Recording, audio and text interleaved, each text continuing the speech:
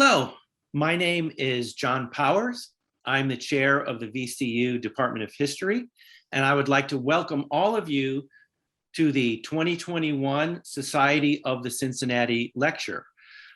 Before we get started with the lecture, I would like to make a little plug for the department's next event.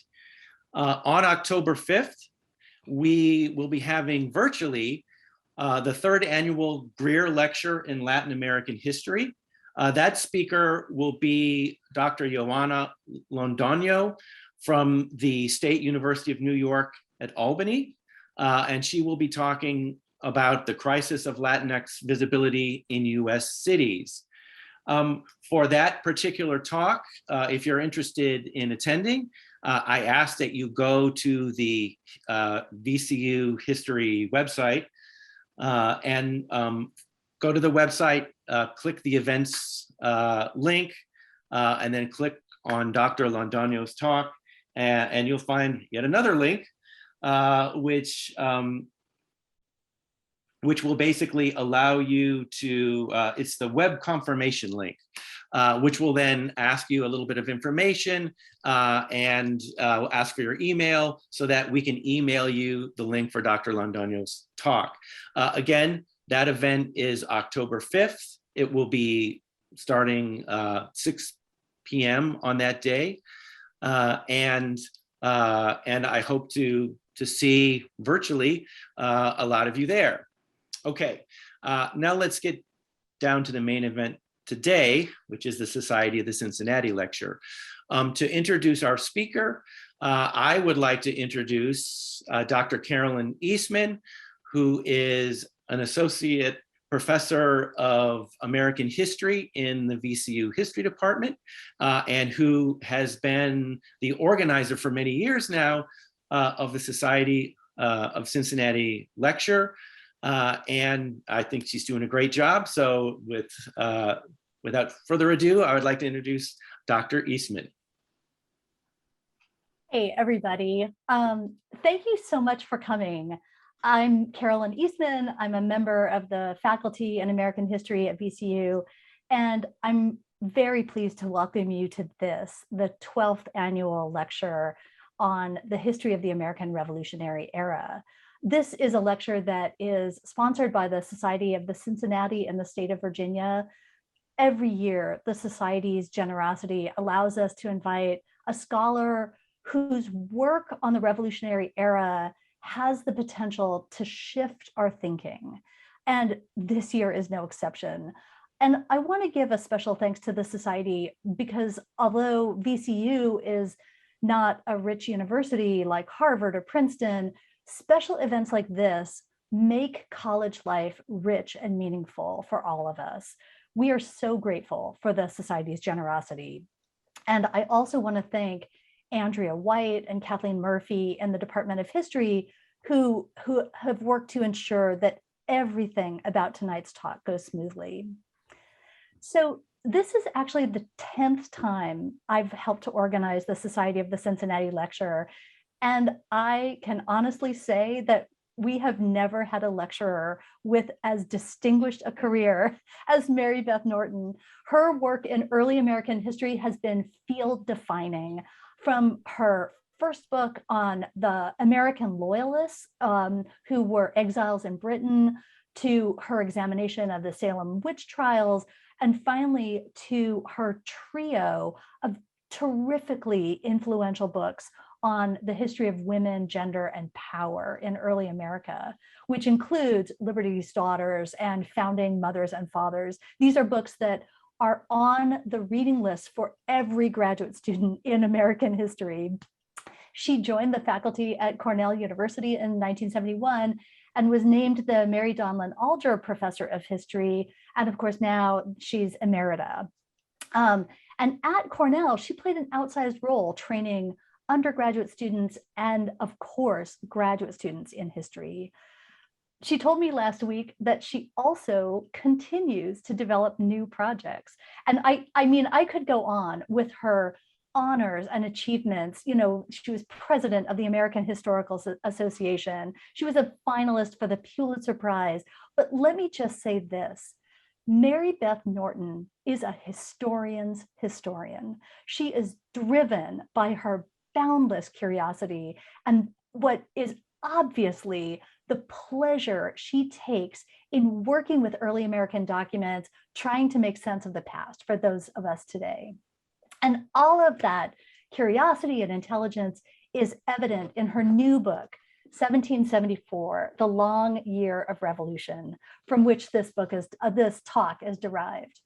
So famously, in their retirement, Thomas Jefferson and John Adams carried on a correspondence in which they reflected on the revolution, among many other subjects. And in one letter, John Adams asked, and I quote, "What do we mean by the revolution? The war?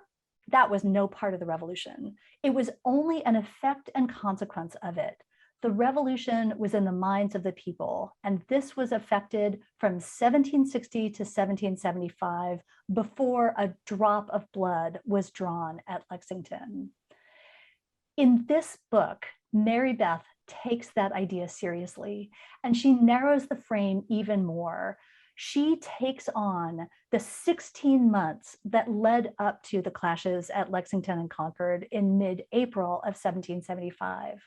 This period, she argues, was the critical and often overlooked moment when colonists who had traditionally been loyal to King George III began that series of discussions and conflicts with one another that led them ultimately to accept that war with Britain was going to be inevitable.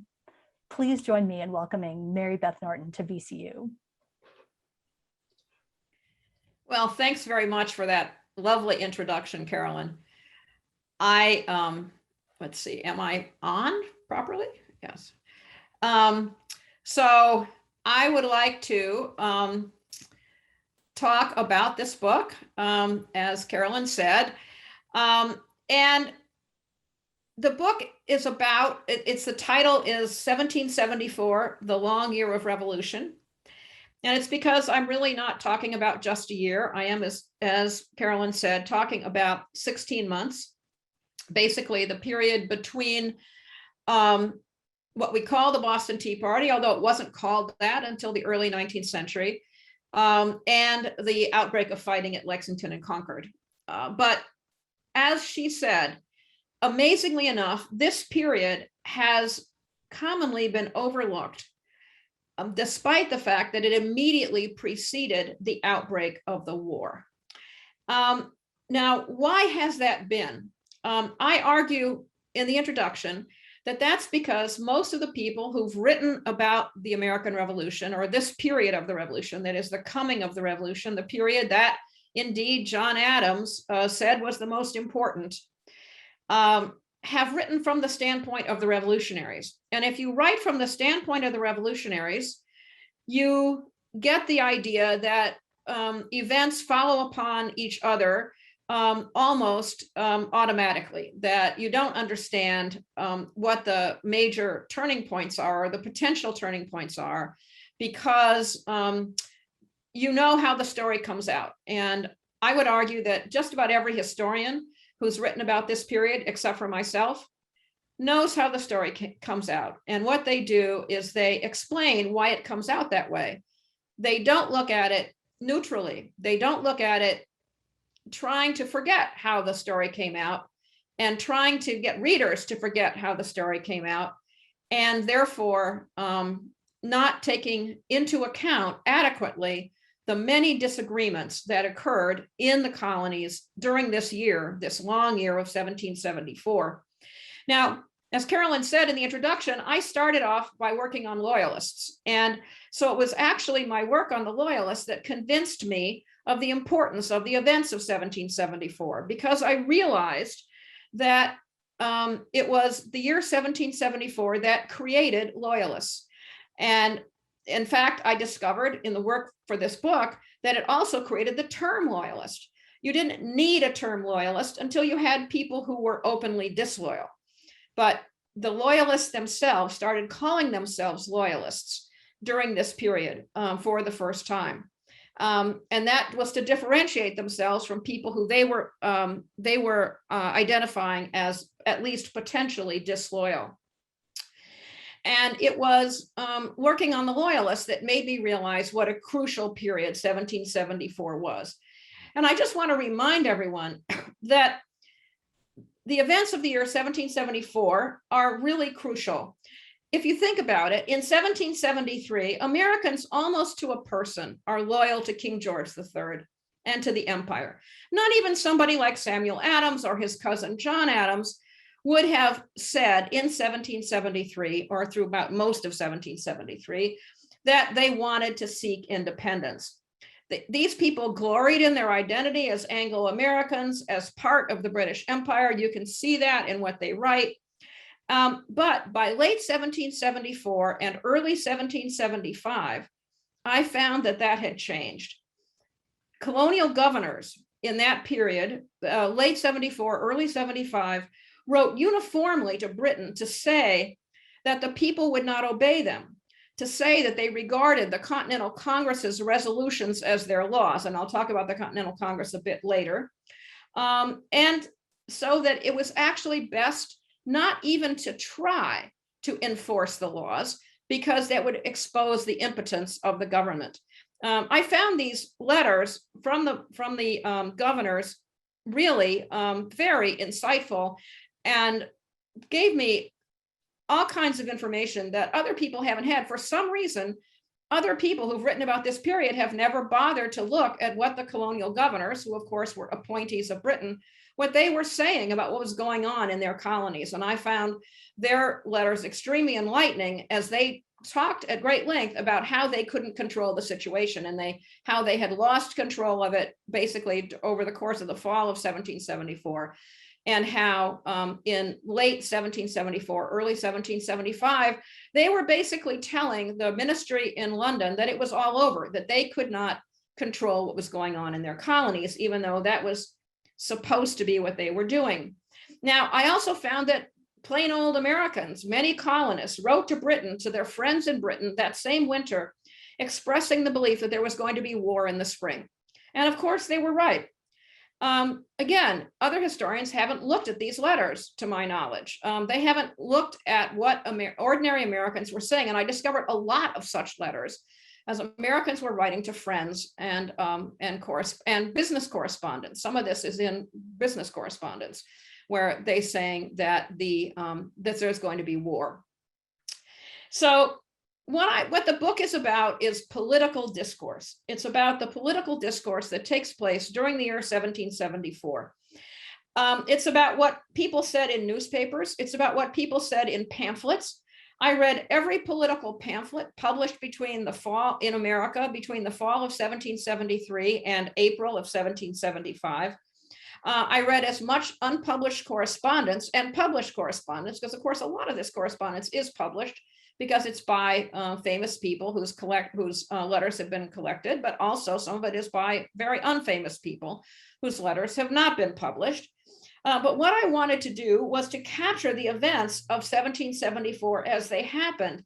So the book is organized chronologically, and it's also organized geographically, because when historians have talked about events in 1774, they have tended to discuss only the events in Boston and Massachusetts, with maybe a little bit about Pennsylvania and Philadelphia and the Continental Congress in September and October of 1774. But I include all the colonies in my narrative. And in fact, some of the colonies where there were enormous debates turned out to be extremely interesting. And Georgia, for example, was very interesting, because Georgia did not send a representative to the First Continental Congress. And that was because there was so much opposition to doing so in the colony. And also New York City, there were enormous debates in New York City about sending people to the Continental Congress, or about what to do in general in response to British policy.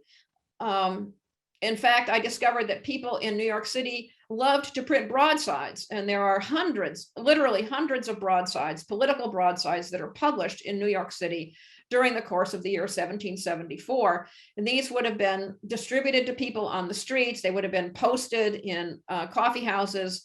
They would have been hung up on walls and so forth, and so that people could read what other people's opinions about what was happening. Some of them were distributed for free. Some of them one had to pay a small amount for. Now, although this book has plenty of action, including descriptions of large groups of men throwing tea overboard in various cities and towns, not just in Boston, and I'll have some more to say about that in a minute too, or it has a lot to say about groups that attacked forts in New England in late 1774, attacking the forts to be able to take over cannons and muskets and ammunition that's stored there. The book is mostly about talk. It's mostly about Americans discussing with each other in print and correspondence what should be done as the crisis deepened and the year progressed. And it's also about what happened in meetings. Alas, we don't have really good records often of what happened in meetings. Sometimes there are some personal accounts of particular meetings. There's a very detailed account of a crucial meeting in Philadelphia, for example, but a lot of times we don't have detailed descriptions of what people said. Sometimes people wrote letters after the meetings to talk about what had happened, and I'll say a little bit about that later with respect to some meetings in Virginia. But basically, I'm dealing with print sources or with written sources, that is correspondence, may not be actually in print. I wanted to give voice to all the participants in the multifaceted dialogues during the year 1774 to show moderate and conservative positions as well as radical ones, the ones that usually get the attention. And I wanted to show what people were saying during 1774, regardless of where they ended up, because sometimes people who seemed to be radical in 1774 ended up as loyalists, or sometimes people who seemed to be loyalists, verging on it at least in 1774, turned out to support the revolution. So I wanted, again, not to forecast where people were ending up, not to be too illogical. And I really like all the readers of this book to forget that they know what happened, and to forget that they know how the story came out, to try to give some immediacy and contingency to a discussion that is rarely discussed in that way. Now, there were many disagreements over the course of the year 1774, and obviously I don't have the time to talk about all of them or to talk about the whole book, so I just want to give 3 examples that are simply not discussed in books on the coming of the revolution. So the first question that I want to address is one of the earliest ones that everyone in the colonies addressed, which was, what was the best way to oppose the tea being sent to North America by the East India Company?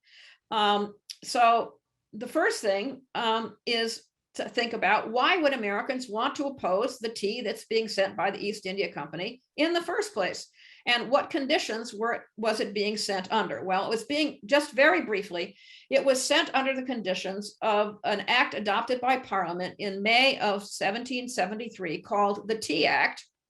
And what the Tea Act did was to change the way that tea was sold before it came, or when it came to North America. Previously, the law in England had required the East India Company, which held a legal monopoly on all tea and other other items that were said to come from the Indies, in other words, China and what's now Indonesia, things like textiles and spices and so forth, as well as tea. An act that said, the previous act had said that tea had to be sold in London at an open auction, and so anyone could buy it, and then they would be the ones who would export it to the colonies. Well, the Tea Act changed that. It said that the East India Company could export the tea directly, and it would export the tea to merchants that it designated as consignees, the men who received the consignments of the tea. The idea behind this was that they could better control the price by which the tea was being sold in America. Now, why was that important? It's because the East India Company was being undercut, the monopoly, the British monopoly was being undercut by smugglers. there was an immense amount of tea that was smuggled into the colonies in the 18th century. In fact, other people who've worked on that, I have not, I'm just relying on them, say that anywhere between only 10 and 25% of the tea that was being drunk in the colonies was actually imported legally from the East India Company.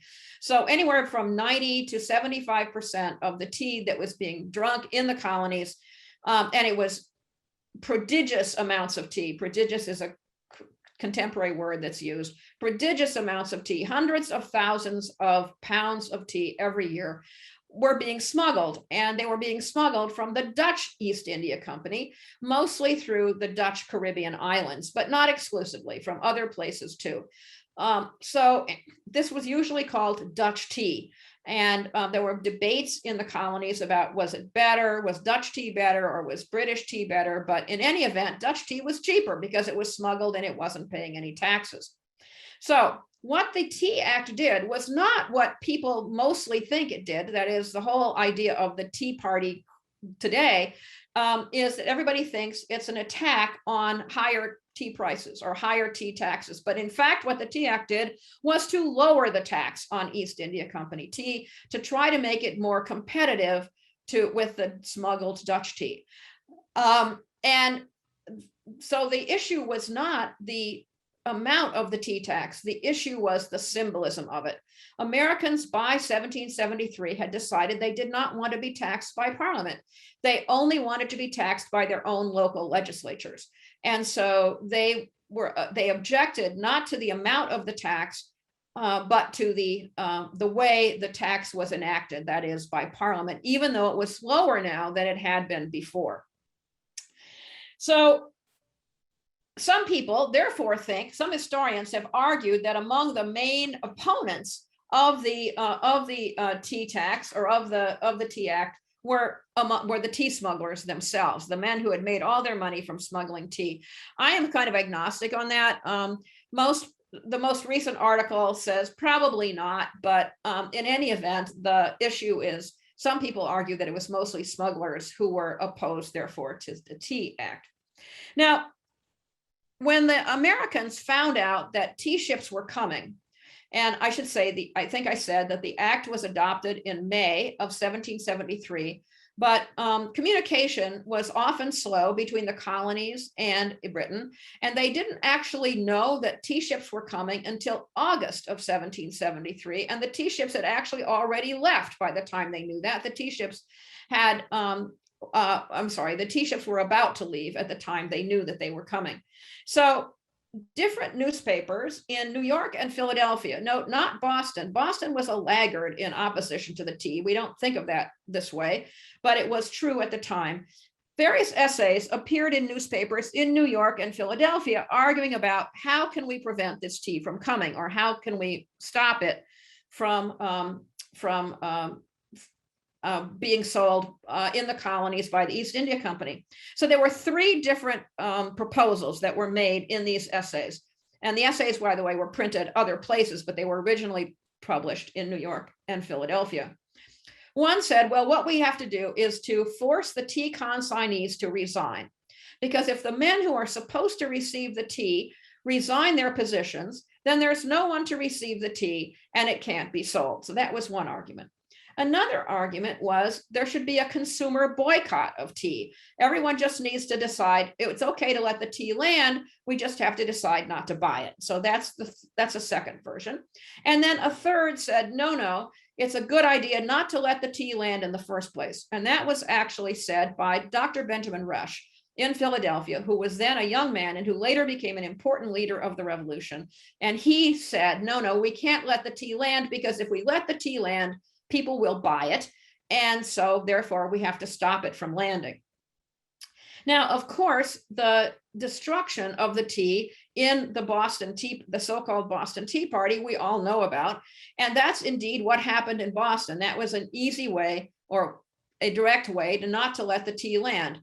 But New York and Philadelphia both also came up with ways not to let the tea land.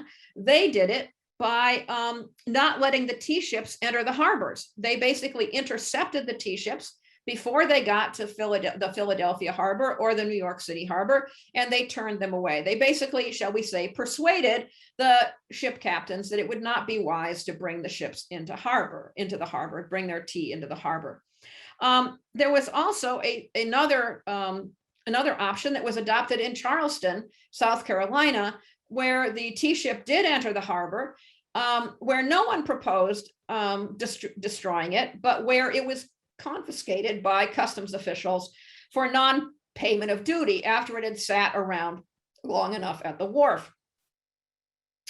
And also, so these same solutions were adopted other times by other communities. And it also was adopted. What's not well known is that there was one of the tea ships that was bound for Boston. As you may or may not remember, 3 tea ships made it to Boston. And they were the ones whose tea was thrown overboard. But a 4th ship was heading for Boston, and it shipwrecked on Cape Cod. And there was some tea that was left on Cape Cod when other tea was shipped up to the British headquarters in Boston. And that tea was confiscated by local people, although it was eventually allowed to be sold. And that's the only time that tea directly from the East India Company was sold in the North American colonies in 1773, 1774. And I do talk about the incident of the shipwreck on Cape Cod in the book. So the most staying power in all of this, however, was the consumer boycott. There were a lot of essays in newspapers about why people should boycott tea. Some people said that it was not healthy. There were numerous essays by men who purported to be doctors telling women in particular, because they were thought to be key consumers of tea, that tea would be bad for their health. It would cause them to have sickly children, and so they should stop drinking it. Some of the women wrote back in the newspapers and said none of it. They said, wait a minute, nobody ever said this before tea became a political issue, so why don't you just make a political argument as to why we should not drink tea? Some people said, well, you shouldn't drink tea because even if it's smuggled, we don't know that. Even if someone claims that the tea you're drinking is smuggled, we can't know that for sure. And indeed, I found people who were served tea that they were told it was smuggled, but then they later found out that it wasn't smuggled, that it was actually East India Company tea that had been taxed. And so a lot of people said, we just have to stop drinking all tea. So there were various demonstrations of people burning tea. There was a public burning of tea in Lexington, Massachusetts. There was another public burning of tea in Charlestown, Massachusetts. And that, I think, must have been rather fun because the Charlestown Committee invited people from Boston to come to witness, it's just across the harbor from Boston, come to witness the burning of the tea, and they served booze to all the people who'd come. So it must have been a nice evening that people had plenty of liquor to keep them going as they were watching the tea burning. Also, the students at Princeton University decided to burn tea. Now, and so they had a public burning of tea. Now, remember, what this is all about is tea that people already owned. And supposedly they were getting rid of it so they wouldn't be drinking it. And tea merchants had lots of tea. There were lots of merchants who both had smuggled tea and not smuggled tea, who had tea in their stores, and they supposedly contributed tea to these bonfires, but it's long been suspected that many people did not, in fact, throw out all their tea.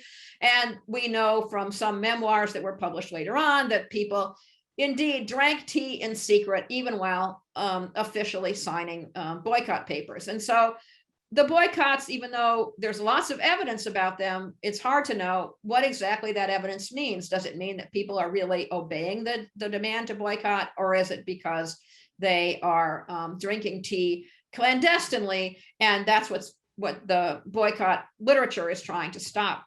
I will say that there is a historian at the University of Hong Kong who is working on tea, and he finds that there are merchants who are still advertising tea in the newspapers, that is, advertising tea for sale in the newspapers at the same time the tea boycotts are supposedly on. So we know that there were people drinking tea regardless of what it was all about. So, but in any event, it was a big political issue, and it was an easy way to declare your allegiance to resistance to Britain if you signed something or publicly at least did not drink tea, whether you drank tea privately or not in your own home.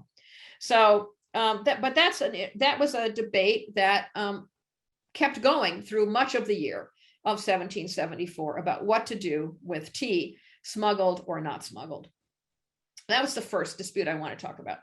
The second debate I want to talk about is debates about paying for the tea that was destroyed in Boston in the Tea Party in December of 1773. Nobody ever talks about this today, that there were actually a lot of people who thought that the East India Company should be compensated for the loss of the tea, which was, after all, the private property of the East India Company.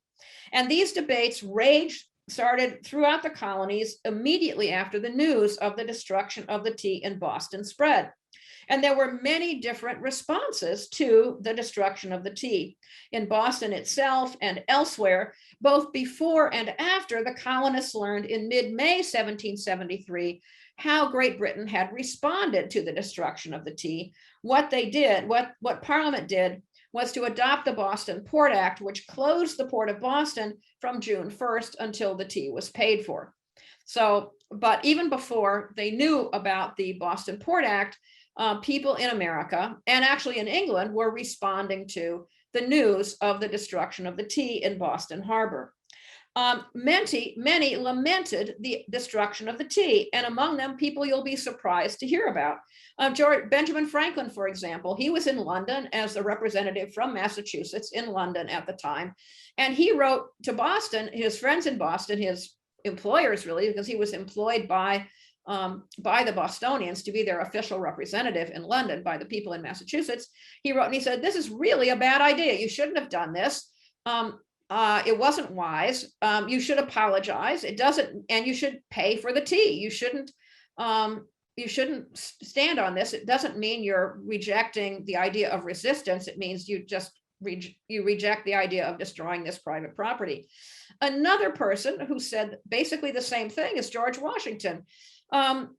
In 1774, when he learned, in May of 1774, when he learned of the Boston Port Act, he wrote a famous letter in which he said, in which he said, "The cause of Boston is the cause of all America." That gets quoted in a lot of sources. But what most of those sources leave out is that he added at the end a parenthetical phrase which said, "Not that we approve their destruction of the tea," end quote. So he was supporting Boston in its resistance against this horrific economic punishment that was being imposed on it by Britain, but he didn't think that Bostonians did the right thing in the first place. And Henry Lawrence, who later became the president of the Continental Congress, wrote that he thought that the Charleston people had made the right decision by letting the customs officers confiscate the tea rather than by destroying it, because in fact nobody could buy it because it was in the control of the customs officers. So there were many debates throughout 1774 about what to do about the tea. And this is especially true in county meetings that occurred in Virginia in the summer of 1774. We have some really good evidence of what was being said in county meetings in Virginia in the summer of 1774. They were published in the newspapers. There are 29 county reports that we know about. Now, when I say we have good information, we don't really know about what the content of the debates was in these colonies, with the exception of these counties, with the exception of 2 or 3 where there were people who wrote letters afterwards that revealed what was said. But in any event, of these 29 counties, only 24 supported resistance to Britain, but said nothing about the destruction of the tea. They just maintained a discreet silence. The way they dealt with the problem of, was Boston right to destroy the tea, they just didn't talk about it. They supported resistance to Britain, but they didn't talk about the destruction of the tea. Only one Virginia county praised the destruction of the tea. One Virginia county criticized the destruction of the tea. And 3 Virginia counties declared they couldn't decide whether they were in favor of the destruction of the tea or not. They said they didn't have enough information. They had to wait to do more research. So we also know from as I said, from personal letters, that we do know some things about these the debates in these meetings, and we know that some of them were distressed about what came out of the meetings because they thought they were too conservative. The statements were too conservative, or these people were conservative and they were distressed because of the radical nature of these statements. So we just don't have very much of that evidence, though. So what we've got is the consensus statements that come out of these counties in Virginia. But what they did tell us is that no, they couldn't make up their mind. I mean, that's what I think the discreet silence about the destruction of the tea means, is that they couldn't decide whether that was a good idea or not. And they thought the best thing to do was therefore to be quiet about it. So what kinds of positions were advanced in debates in 1774 about paying for the tea? Let me detail them. Many thought that the East India Company should be compensated even for the shipping costs of the tea that couldn't be sold. That was a merchant in Philadelphia made that argument. But the issue was how did you go about compensating the East India Company? And that's where the people who were arguing for payment to the East India Company had problems, because there were many issues and they argued about it. So some people said the perpetrators of the Boston Tea Party should pay for the tea, but those people were impossible to identify. In fact, even 50 years later, it wasn't entirely clear who were the people in the Boston Tea Party, even though some of them began to reveal themselves, or at least claim that they were there. One scholar has tried to figure out who actually the people were, the guys were who destroyed the tea in Boston in December of 1773. And it's very hard to figure that out. So they couldn't know it at the time.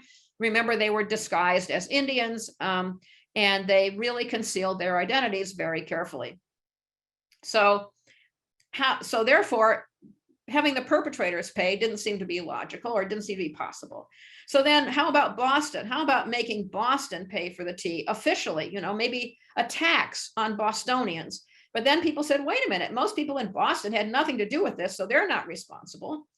But how about unofficially? How about wealthy people contributing money to pay for the tea? And there were indeed some wealthy Bostonians who went to the military governor of Massachusetts and said, I will voluntarily contribute my share to pay for the tea so that the port can be reopened and we are not facing this punishment that we are currently facing. That didn't go very far. There weren't enough voluntary offers of contributions. Some people said, well, maybe the entire colony of Massachusetts should pay for the tea. That was one of the ideas that was floated. Some people said all the colonies should chip in, and there were colonies. There were some people in other colonies that said, yes, we should all chip in to pay for the tea. Or maybe we should go to wealthy people in the colonies to pay for the tea. And actually, John Dickinson, a very well-known revolutionary in Pennsylvania, made the argument toward the end of the summer of 1774 that payment for the tea should be used as a bargaining chip with the British to get Parliament to repeal the laws that the Americans didn't want. So he said, well, let's offer to pay for the tea if you will repeal these various laws that we object to. So the whole matter was not decided until October of 1774, when the First Continental Congress had a debate about it for about a day, but voted no. But alas, we don't have much of a good record of that debate.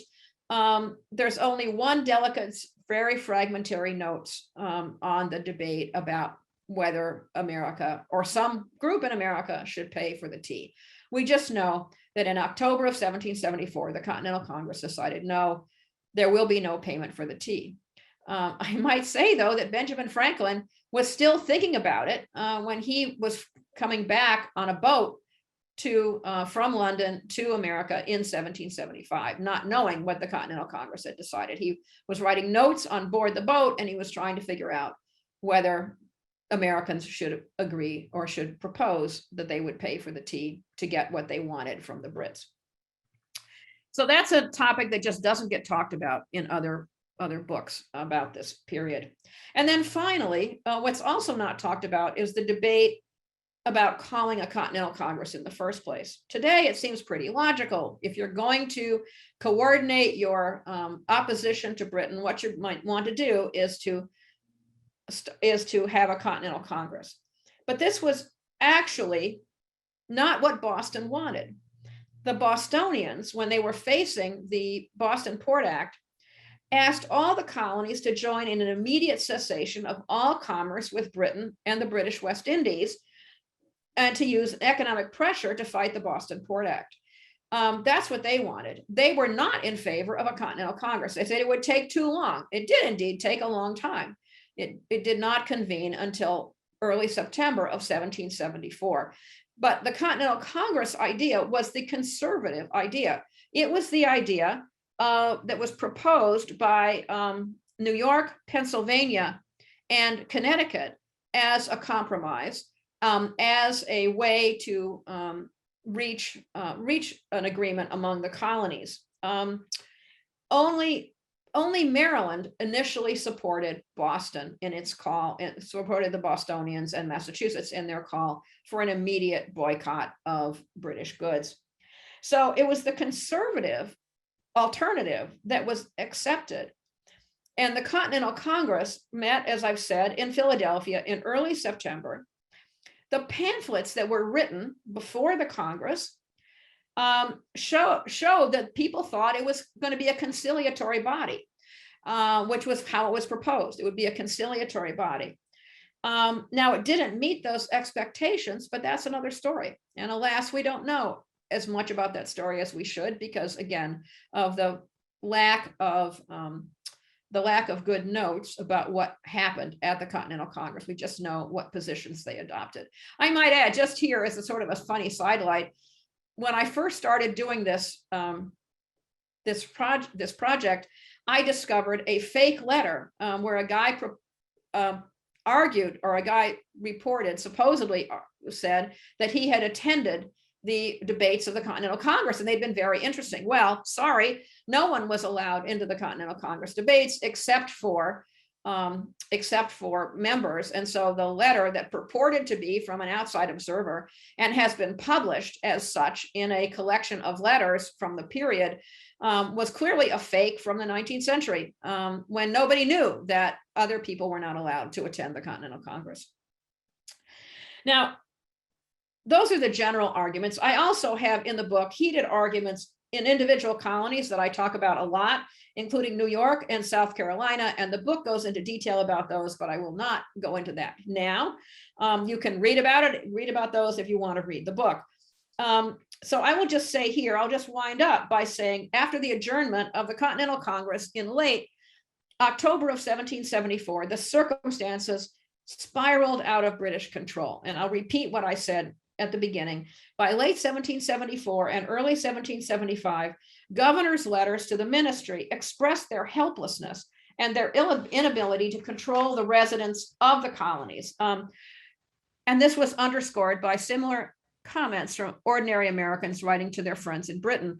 I think, as I think about the trajectory of things in 1774, I think that those meetings that everybody held in the summer of 1774 were dispositive, that they were where people reached their conclusions as they were responding to the Boston Port Act and to other coercive acts that the Parliament adopted.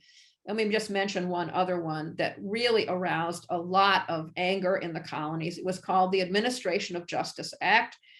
And what it said was basically any colonist, any official, any British soldier who was accused of killing or injuring a colonist would be tried in Britain rather than in North America. And in effect, if that had been in effect in 1770, it would have moved the Boston Massacre trial from Boston to London. And people were outraged by this law, even people who later became loyalists. They thought this was a terrible law. And there's never been a lot of attention paid to this act, but I think that it convinced a lot of people to oppose Britain, to join the resistance movement. Now, I want to close with one of the epigrams that I use in the book, which shows exactly what I'm talking about. It's an anonymous essay that was published in November in the Pennsylvania Packet in Philadelphia. I have no idea who wrote it. I know it wasn't Thomas Paine, which would be an obvious choice because it's quite radical, as you'll see when I quote it.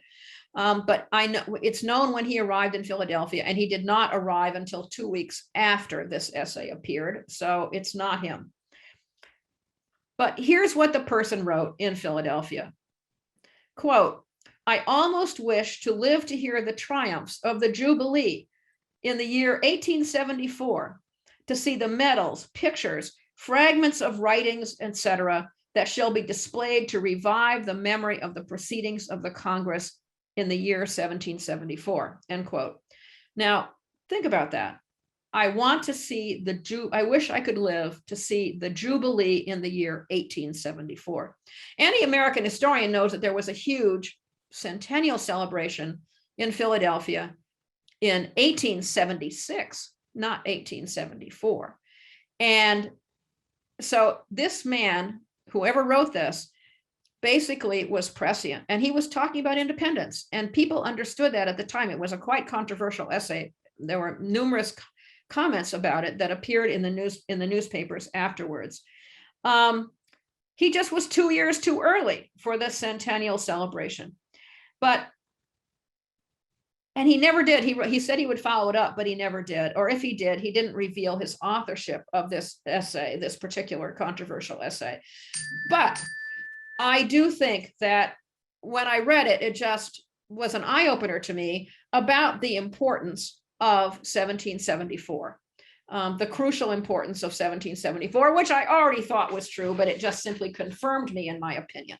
So with that confirmation of my previous opinion, I'm going to stop, and I'm going to open up for questions. I think there's enough time. There should be 20 minutes or so. So that I wanted to leave time for questions. So Carolyn, over to you. Thank you so much. That was wonderful. And I think it conveys so well the nature of the book.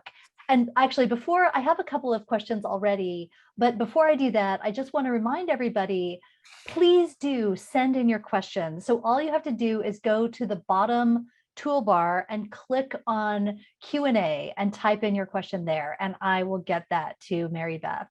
And I just wanted to say that what this talk does so well, I think, is remind us about how the story of the American Revolution has become the United States' founding story, but the version of it is that sort of easy, feel-good story of the revolution that we got in 7th grade. And I think one of the things that this book does so well is remind us what it felt like to be in the moment before there was an inevitable war, before people knew even what their own feelings were.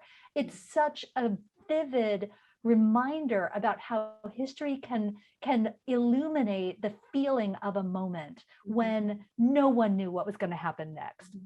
And I think that you're absolutely right, that it's really stunning to see how much historians tend to over anticipate.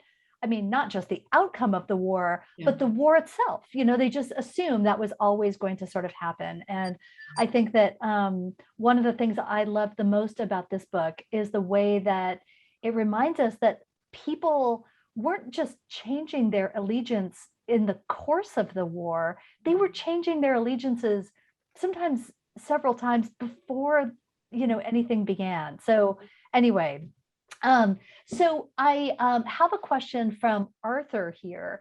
Arthur actually wants you to draw a parallel to the present, and he's wondering whether, do you see any parallels between tea in the 18th century and vaccines in the 21st century? Or do you see any other relevant lessons from the past for the present? Well, I haven't really thought about it in the context of vaccines, but I certainly have thought about it in the context of political arguments. And I explicitly say it at the end of the introduction that Americans today, as you said, Carolyn, tend to think that everybody was in favor of the revolution and it was an easy decision. But in fact, they weren't. And in fact, there were many arguments then as now, and that political arguments are in fact very traditional in America. And that's what that's what I really wanted to convey. And that's why I'm so glad you said it, that you said it probably better than I could, about what I was trying to do in the book, to convey to people today that people at the time didn't know how the story was going to come out. They didn't have any idea. And they were bothered, they were troubled. They, as you said, they changed their minds. They operated in different contexts.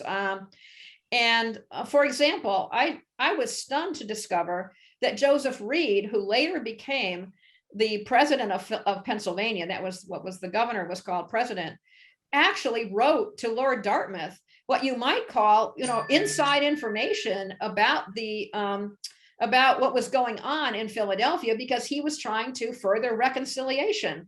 And it was a kind of letter that if it had been written in Massachusetts and Samuel Adams had found out about it, it would have regarded as treasonous, but it wasn't. And I had never seen these letters. There's a huge number of these letters that Joseph Reed wrote to Lord Dartmouth, and I found them in the Dartmouth papers.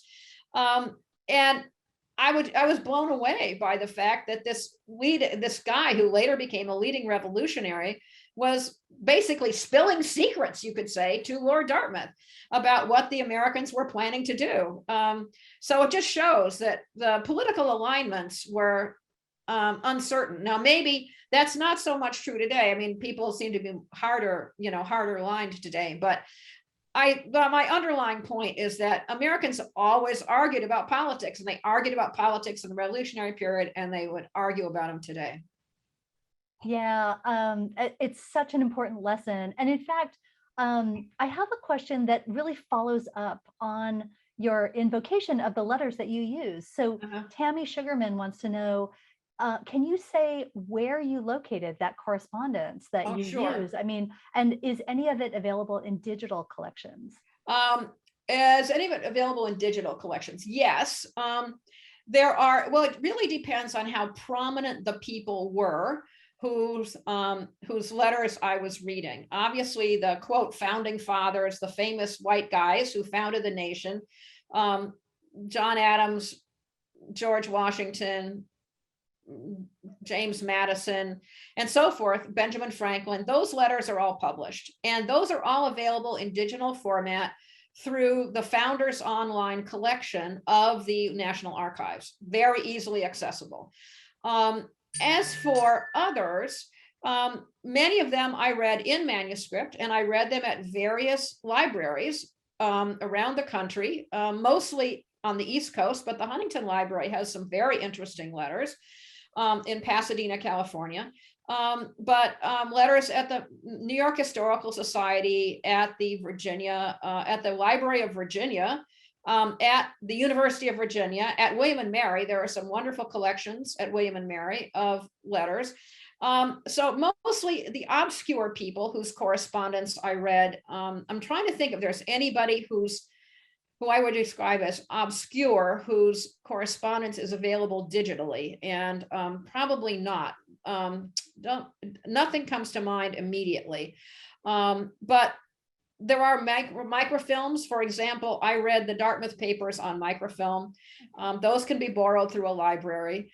When I did my doctoral dissertation on the Loyalists, I had to go to the library in Britain that has the Dartmouth papers to look at them, but I was able to read these in the comfort of my own home and in the comfort of the Cornell Library, because I could get the microfilm. Actually, I think the Cornell Library owns the microfilm of the Dartmouth papers, so it was very easy to just do reader printer copies of the letters. It was so much easier than when I was a graduate student.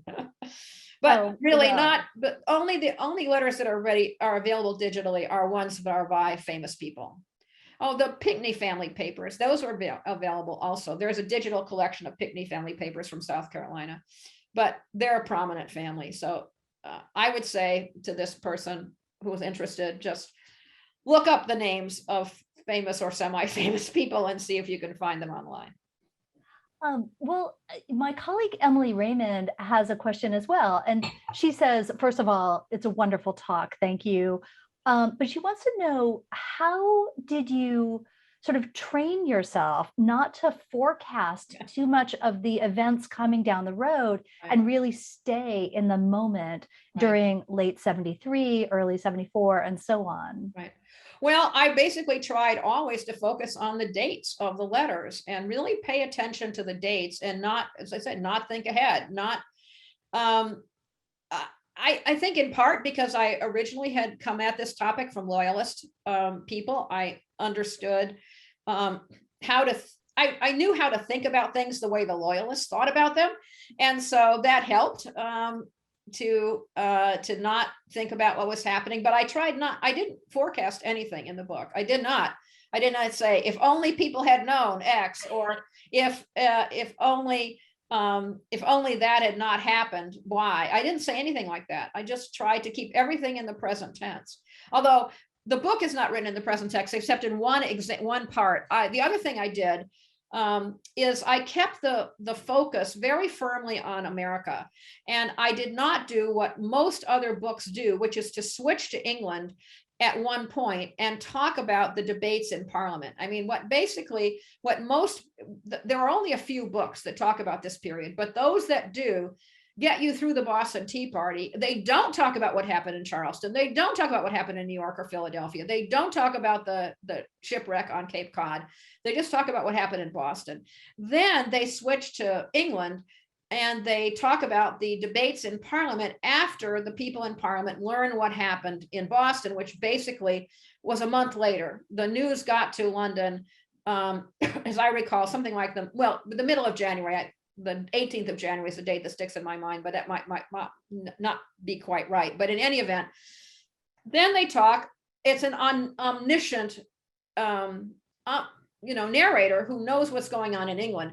So my people didn't know what was going on in England. So every chapter, I have a little section that's called Advices from London, which is what's going on in London as it's reported by people who are writing letters to America or in newspapers. So it's what the people in America know about what's going on in London, not what I know what's going on in London. And so that's another way in which I tried to just keep my focus very specifically on North America. But I really tried to be extremely careful about chronology. And in fact, I organized my notes totally chronologically. They're in notebooks, and the notebooks are strictly chronological, day by day. And so I knew who was responding to whom or to what. And that actually showed me a bunch of stuff that I wouldn't have realized otherwise. For example, I mentioned very briefly in the talk that there were attacks on forts in New England to confiscate arms by local militia groups. I realized that when I was doing the narrative chronologically, that was all in response to the news that reached them in late 1774 that George III had basically declared the colonists. Well, they got the news in late 1774 that in October 1774, George III had issued an order in council to prevent the further exporting of arms and ammunition to the colonies. And so that scared everybody. They thought, what this means is that they're going to attack us. This is in October. George III issued that in the middle of October of 74. The news of that arrived in North America in December of 1774, and literally almost immediately, mobs attacked the forts in Newport, Rhode Island, New London, Connecticut, and Portsmouth, New Hampshire. And until I realized what was going on, it was the chronology that told me that. I mean, when I was taking the notes on those things separately, I didn't realize that was all in response to the news that had arrived of George III's order in council, because one thinks of that order in council as being in October, but the Americans didn't learn about it until the middle of December. So that's when they responded to it. So that's how I did it, by just being very, very careful to pay attention to chronology. No, that's so important. And I'm just reminded of the last time I taught the course on the American Revolution at VCU. My students were absolutely gobsmacked by the idea that it would take so long for Yeah. letters to get across Right. the ocean, and Right. then, decisions to be made, and then they would come back. It would be Yeah, months and months. it's a month to 6 weeks as a sort of a standard trip, and it's Yeah. not even always that. So Right. a That's month an to 6 easy weeks trip. to go, and another month to 6 weeks to come back. Yeah, That's right. yeah. So I have a question here from a former student of yours who took a class of yours in 1982. Oh dear. Alan Stam wants to know. Oh, and by the way, he says that you were an inspiration during that class. That's great. He asks, how might we think about or compare this kind of a perspective on this period about political mobilization to the kinds of discussions that we're now having by the 1619 authors regarding the role of slavery and anti-slavery in American history? Sure. Well, my book has been used by the people who don't like the 1619 Project, and I don't like that fact, but basically it is true that in 1774, in the discussions that I'm talking about, very, very few people talk about slaves or slavery. Very few people. It just is not a part of the discussion. That changes dramatically once the war starts, very dramatically. And people become very concerned about the presence in their midst of the potential fifth column of enslaved people or the Indians who are on their borders. Those become very important. And Rob Parkinson has an excellent book that I'm sure you know about, Carolyn, called The Common Cause, which examines how this happens, which examines how enslaved people and Native people become crucial foils for the revolutionaries as they are developing their arguments for the need for solidarity. But it's really not there in the literature of 1774. I looked for it, but it's not there. The only time there's one minister in Massachusetts who in a sermon argues that the reason that the British are oppressing the Bostonians, oppressing Massachusetts, is because they hold slaves, and that this is God's punishment on New England has let the British oppress the Massachusetts because they are slaveholders. And so he has an anti-slavery tract, and this is in 1774. It's not that there aren't African Americans who are enslaved in New England who are petitioning for their freedom, but they don't put the argument in political terms. They don't link what they're doing to what they're saying to what the colonists are saying. They put it in religious terms or other terms, and they don't. And they don't do it in 1774. There are several of these things from 1773. But again, I wanted to keep it to 1774 because I thought that was really crucial. So yeah, I do think that that part of the arguments, one of the arguments in the 1619 Project is that that slaveholders in Virginia signed on to the revolution because they were angered by Lord Dunmore's proclamation freeing the slaves of rebels. The problem with that argument is that happened in November of 1775, and that was long after the people I was thinking about, I was writing about, I was reading, had already made up their minds. Right. Yes, it convinced them to stay with the revolution, but it didn't convince them to start with the revolution. That's right. So that is an argument I would have with the argument in the 1619 Project. But I do think clearly that slavery and Native people on the frontiers are very important as the war develops. But this is before the war. My book is specifically before the war. It doesn't try to forecast what's to come. Right. Well, I'm just going to ask one more question because I know that Zoom is hard for all of us. So anyway, and this comes from my colleague, Christopher Ewing. So Christopher asks, the idea that the revolution was fraught with ambivalence is both wonderfully intuitive and yet surprising given the narratives that we receive of the war. And so why do you think that historians have, until your book, overlooked this story of ambivalence? I think it's because, as I said initially, they're writing the narrative from the standpoint of the revolutionaries. even people who don't explicitly say they're doing that, they do it implicitly. The narrative is told from the narrative of these books on this period is from the standpoint of the revolutionary leaders. And that's where their focus is. And so if you focus on those people, then the fact that John Dickinson that Joseph Reed is writing these letters to Lord Dartmouth is irrelevant to what you're concerned about, because all you're worried about is where he ends up, or anything else this goes on. I mean, I will not name the book, but there's a book that's published that deals with this period. And in that book, you hear a lot about what the revolutionaries are doing. And then suddenly there's a loyalist who's being persecuted. And you have no idea who that person is, where that person came from, or anything about what that person thought. It's just there as an example of persecution of a loyalist. And then the narrative goes on. So you have no context whatsoever to put people with loyalist sympathies or conservative or moderate sympathies into a context. And so what I was trying desperately to do was to establish a context for all those people. And for the people who, could sign on and say, yes, I boycott tea, but then go down in the basement and drink tea secretly because, hey, they couldn't give up their tea. Right. All right. Well, we're going to wrap it up there, but I just want to say one more time, thank you, Mary Beth, so much for this wonderful talk. It's such a pleasure to talk with you about this great piece of writing. And I would urge everybody to take a look at 1774. You've got lots of camera place is not that there. great.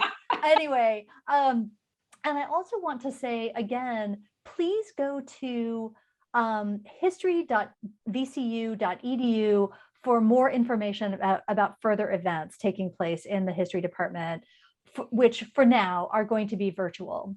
So thank you all for coming, and yes, enjoy your evening. Thank you, Carolyn. Thank you.